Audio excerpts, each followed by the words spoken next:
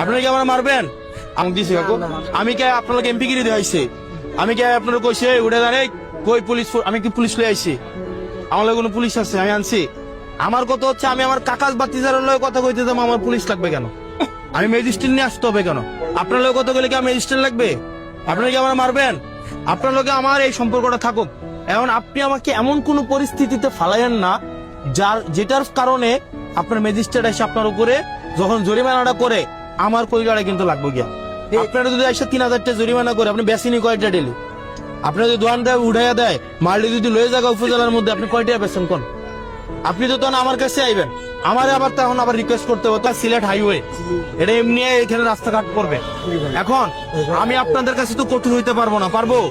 আপনার আমার বাপ ভাই, আমি আপনাদের কাছে অনুরোধ করতে আসছি, কারণ আগামী 3 দিন পরে ম্যাজিস্ট্রেট আসবে, আইসা অভিযান চালাবে এবং জরিমানা করবে এবং তুলে দিবে।